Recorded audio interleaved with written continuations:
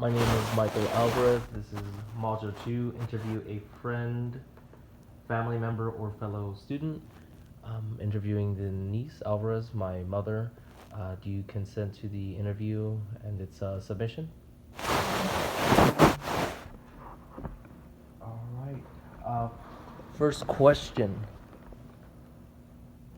What do you remember about growing up in Nicaragua? Growing up in Nicaragua, I guess I remember not too much. Going to school, I was actually going in private school. It's a Catholic school, and it was so females only. So I remember growing up there, just being in the school as Catholic, you have to kind of memorize Bible verses, do daily prayers. Um, Daily prayers as meaning the rosary, memorizing, and that's most of my that I remember growing up in a Catholic school. You had to kneel down, which I didn't like to do, so I would always get in trouble because I wouldn't kneel down to pray, because there was kind of a lot of rocks in the patio, so the nuns would be standing and I'll be like questioning, why am I kneeling down and you're not, and you're standing over there, and we're in the sun. So I would often get in trouble in school because I would talk back, I'll speak my mind, and they actually it was disrespectful. Um, I did enjoy going to school, but it was just a lot of routines, a lot of like I said, repetitive stuff that I can remember. Wow.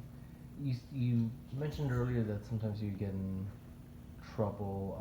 Why would you say that is? Was it just something that you had issues with some of your teachers, or something that you didn't believe in, or was it just like something you didn't consider fair? No, just most of the time I being rebellious, I guess, not agreeing with what they asked me to do, or not the way they would discipline me.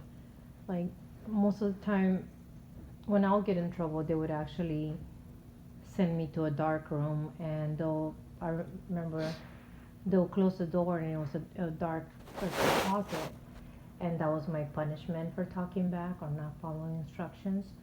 So even as of now, I think that affected me somewhat. That I don't like being in the dark. I don't like being in rooms with no lights, and then just that not that I'm traumatized, but it just became part of me. Like now, I'm afraid of the dark actually, and I don't like being in small spaces. Hmm. Do you remember um, what led up to leaving Nicaragua, or how was it? How was everything before you left? Before I left,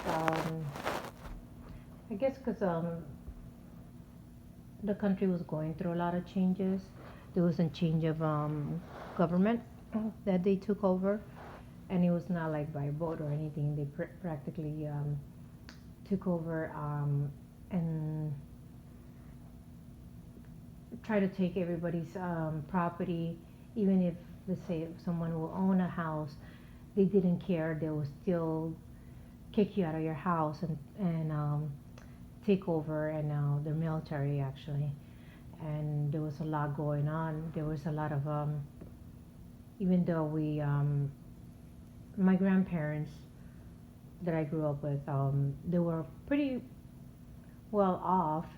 Even though they had the money, they were not able to buy food. They were not able to um, to have what they needed. So, for instance, my grandmother will go with her nanny to the supermarket, and they will grab the chicken and throw it up in the air. Whoever grabs it, whoever has the money, will just kind of catch one. And people were desperate. Actually, there was no toilet paper, so we had to use newspapers, cut them up, and that was our toilet paper. Um, there was not a lot of there was not a lot of supplies, not enough for everyone, and it just became to the point that was just people were acting like savages because they were just trying to survive, trying to get what they needed back then. Just those basic necessities. Yes. Okay. And when that new government, as they were taking the old one down, people had to some days stay in their house. There was a lot going on. You can hear um, shootings outside. You can hear. Um, we were actually had to be underneath the table at times in the nighttime and crawl down to the table so we can kind of take cover because we in the back of our house we can see a lot. We can hear a lot going on, and when they were trying to overthrow the old government.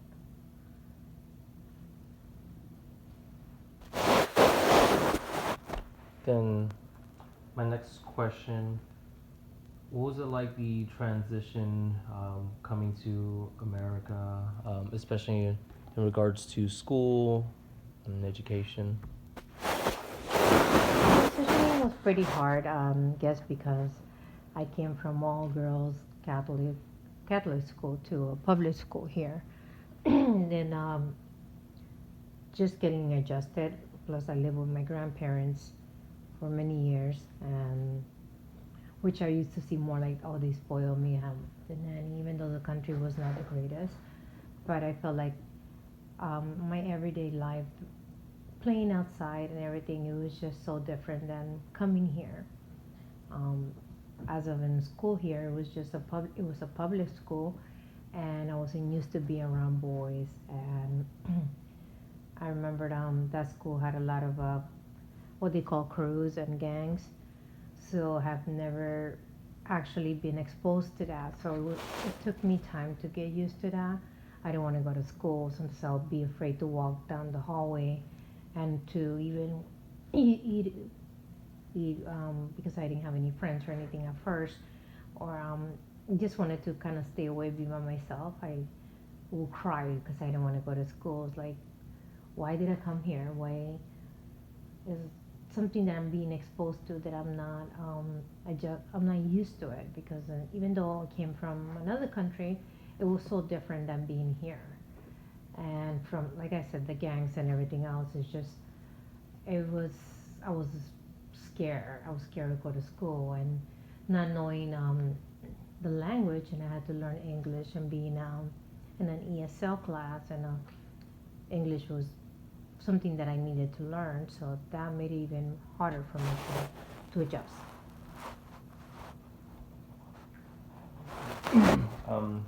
You mentioned ESL classes. What did that consist of, and was it difficult for you, or how did you best learn the language? Well, ESL stands for English as Second Language, so I didn't know. I only spoke Spanish, so it was not like I had to learn everything from the beginning, going to school and everything. So what made it a little bit easier, I would go home and go to the library with my parents, and I would actually take all this audiobooks, all this stuff that it will help me. So practice a lot, like after school or um, just repeating the audios and everything, studying, trying to learn the language, so I can actually adapt to the school and to my daily, just on a daily basis at school, because it makes you feel like you're an outcast, like you don't know, you don't speak English. Sometimes people will make fun of me, even my siblings, that they were not around me because they came here before, they were born here. So it's just with the name calling and that, it just kind of putting me down.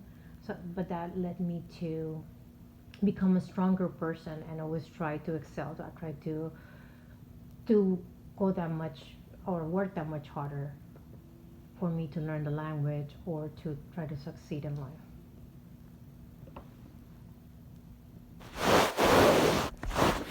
And if you don't mind me asking, what was your first official job, and what can you tell me about that? My first official job was actually I was 19, and it was was at a dental office. So I had no experience. I didn't know anything about dental. Just took the risk, applied to the job, was interviewed, and I was hired back then on the spot. So it was challenging and learning experience because I didn't know the dental terminology. I didn't have a clue or what to do. But my doctor that I work with and his wife were kind, and they actually showed me everything from scratch, and I'll write down everything down and try to learn it when I like it was just like a homework when I got home so I can learn all the dental stuff without even going to school. But I was able to get the experience, and with the years, and actually I'm still working on dental now. I was able to work and now went from the front to dental assisting without going to school, and being able to do surgeries with the doctor and assist them to that, to managing the office, and even being a treatment coordinator back then, just selling treatment, and now I'm actually managing a successful office. So it was it was a learning experience, and which I do appreciate them opening the doors to me and giving me the opportunity without having the experience for me to learn. Able to accomplish all that from that beginning. Um, Question I have: do you recall how you met my father and that whole process? Maybe My dad. yes, actually, I was still living with my parents, and my brother who had joined the Navy. And once he graduated, he became friends with him, and they would come over to LA every weekend, and we became friends. And we were friends for a while, and our friendship led us to get engaged. And actually, I wasn't engaged for a long time. I was only engaged for about 2 3 months, and then we decided to get married.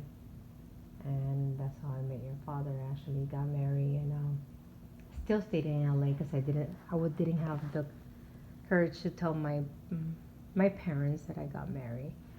And I would see my husband 2 3 times a week, and after school, actually, in the nighttime when I used to go to night school, and he would drive from San Diego all the way to LA. But till I decided to come to San Diego with him, and be together.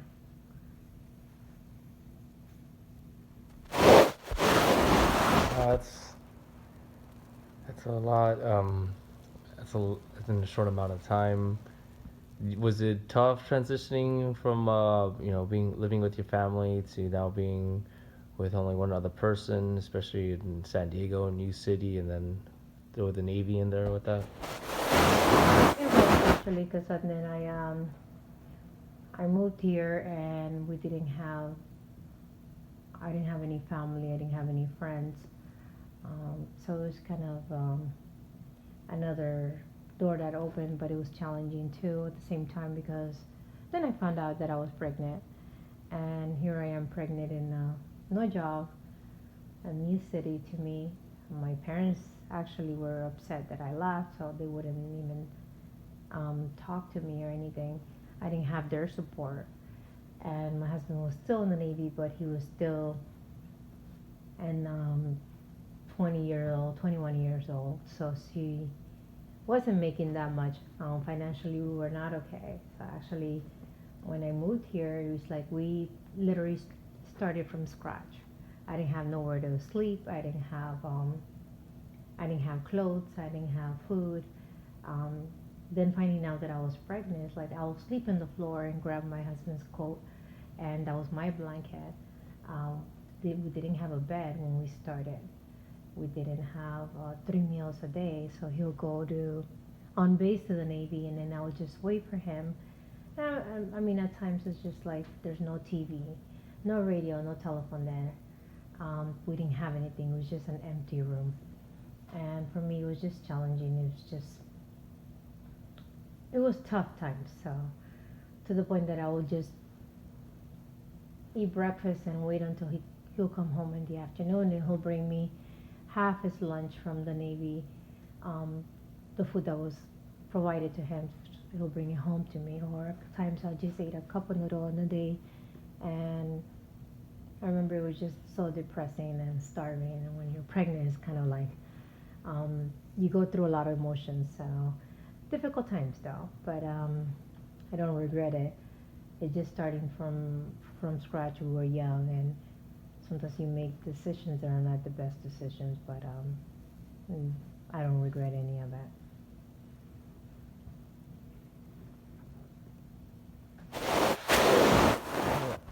Thank you for your time, and thank you for answering my questions. Did you have any questions for myself? No, I don't think I have any questions for you. Like I said, I thank you for agreeing to this interview and agreeing to my questions and being as open as you can. And this is just for the record. This is just for submission for the university. And are you sure you don't have any final questions for myself, or how the purpose of this? Yes, actually I do. What was the purpose of this interview? Okay, well, it's a oral history interview. Has to do with spoken word and mainly the capturing of people's words, audios, and how they remember things happening or their thoughts on how things happened. And this is actually a part of a series that's going to be conducted for this course. It's also going to include interviewing another friend or family member, as well as a interview with an educator or somebody involved in education, whether it be at the K through 12 level. So it's a part of a series of oral history interviews, and there's different questions on different topics and how people remember them or their experiences. Okay. All right. Well, thank you for having me. Well, thank you for having me and answering my questions. Okay. Appreciate You're it. welcome.